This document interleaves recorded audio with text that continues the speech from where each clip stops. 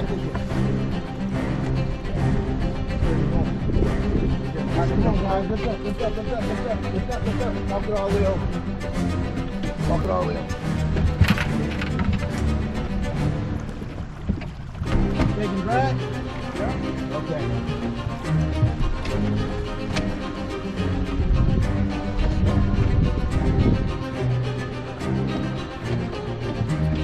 Taking it.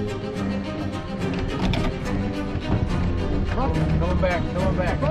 Oh, he's coming back. Okay, hold up, hold up, hold up. Come on, guys. Come on. Bucket. All right, I got it. Come on, back up.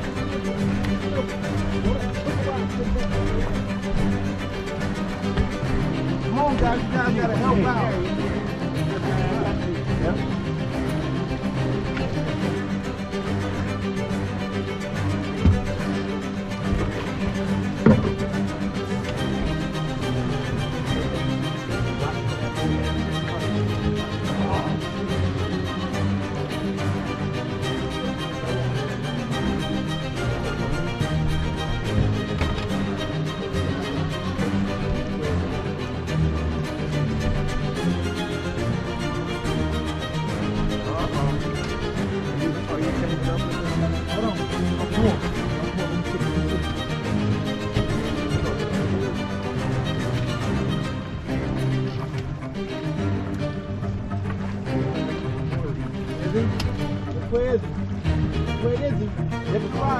Stick it all the way.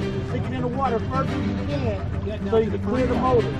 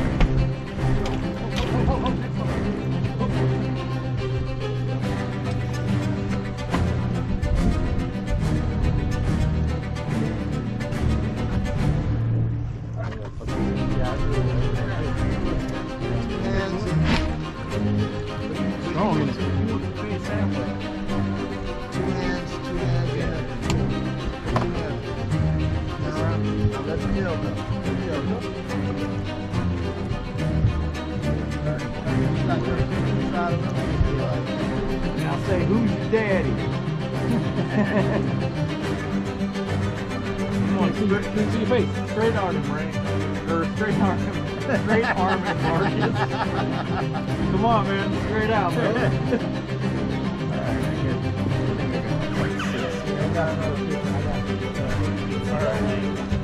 It's all good. It's all good. Woo! We're fine.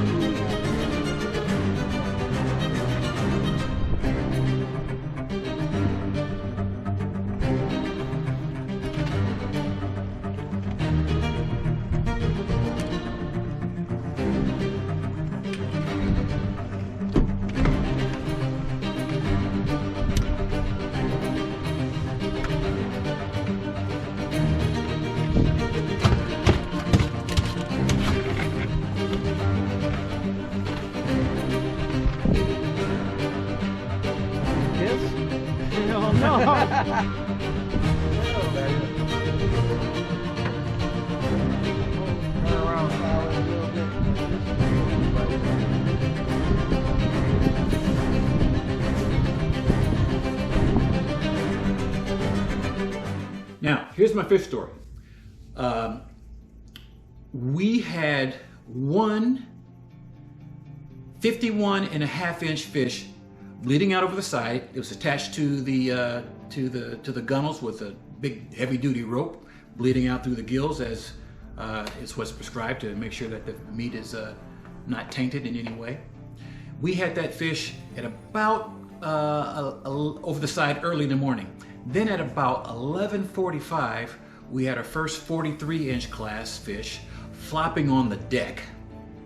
About 10 minutes later, while in the process of measuring that fish and trying to document that on the sturgeon tag as prescribed by law, we have another bite, another hookup. So as you can probably tell from some of the videos, when those sturgeons are running left and right and under the boat, lines are getting crossed. There's a guy trying to measure and tag and document a fish and attach the tag to the fish's mouth on the floor that's flopping around. It's a bit chaotic. So we have one 51.5-inch fish on the side. We have a 43-inch class fish on the deck. Then we have another hookup. And this hookup is about another 43-inch class fish. Once that angler gets that fish on deck, now we have two on the deck, wreaking havoc in the span of about 15 minutes. So while guys are trying to properly document their tags, untangle the rods, untangle the net, not my rod, not this newly acquired rod and reel that I was hoping to use, not that one, but the extra rod, because I have two tags on my license, the extra rod next to mine gets a little tap. That rod is a right-handed reel, because it's the captain's. I began to reel down that fish and set the hook, and yes, now the fight is on. So while I'm fighting this fish with my left hand and my right, holding it with my left hand, trying to reel with my right hand, as opposed to the way that I'm accustomed to, I yelled to the other angler, "Turn on my GoPro." That's why there's no video of this. He says, "Okay." So now I'm concentrated on fighting this fish backwards for me. This fish was strong. It was a long fight. It seemed to me like it was 15, 20 minutes, but it was more like probably 5 or 10 in reality.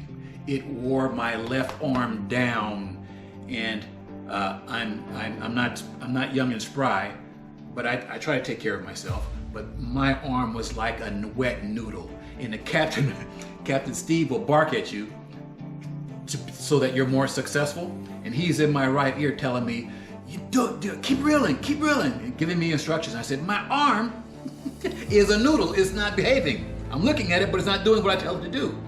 He says, keep on reeling, keep reeling. He wouldn't let me pass it off to him or anybody else. So I am reeling and reeling and reeling. Now here is where it gets interesting. As this fish, who has made several runs, finally surfaced, we all gasped because it was bigger than anything that we had caught that day, bigger than anything else on the deck.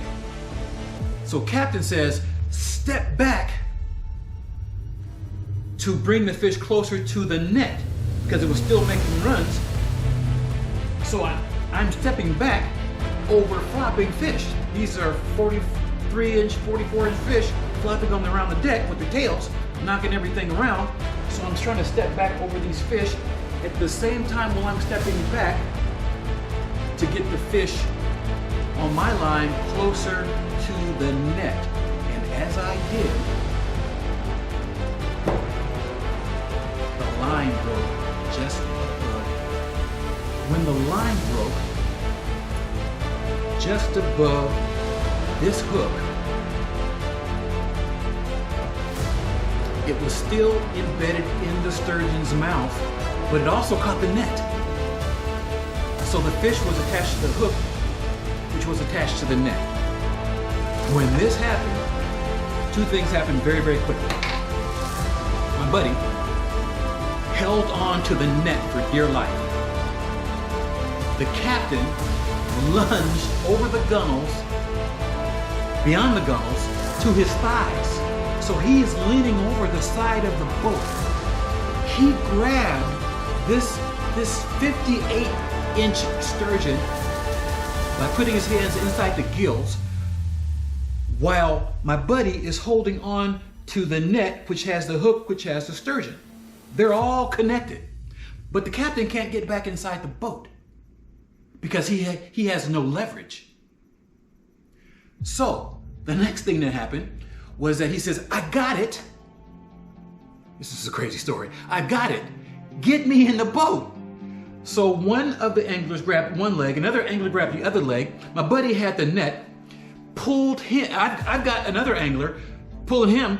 We pulled Steve and the net into the boat at the same time, and the fish, which was, like I said, a 58-inch slot fish, fell down into the deck of the boat, flopping around with the other two fish, because it was just havoc on the boat, and it was all hands on deck.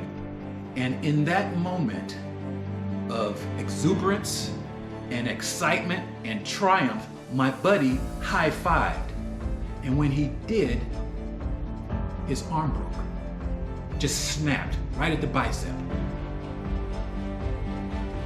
That's when our trip ended. At that point, we had 4 sturgeon on board for 5 guys. We got 3 of the 4 fish that we had, 3 of the 4 keepers we had in the span of 15 to 20 minutes, not to mention two other shakers as well. It was chaotic. There's no doubt that had we just stayed another 5 minutes, we would have caught 5 fish limit. It was impossible not to the way they were biting. We were at the right portion of the tide, and it was just frantic. The break was sufficient. We stopped fishing, we called 911, and that is where our trip terminated. Took him back to the marina. We were met back in.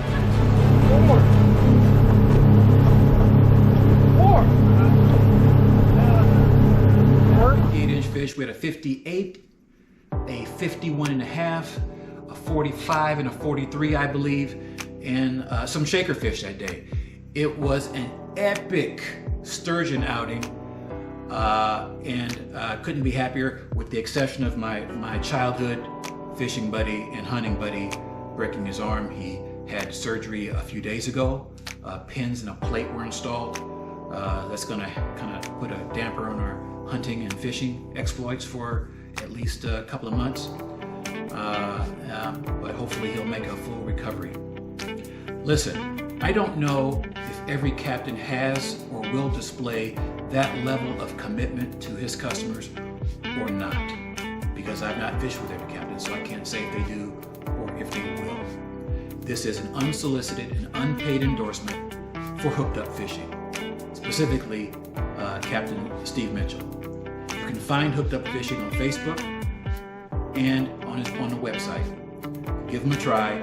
He will do his darndest to make sure you put fish in the boat like we did. Thank you for watching, and please, if anything has been informational for you, if you learned anything, or if it was just fun to watch, please subscribe to Mac McCullough Fishing below.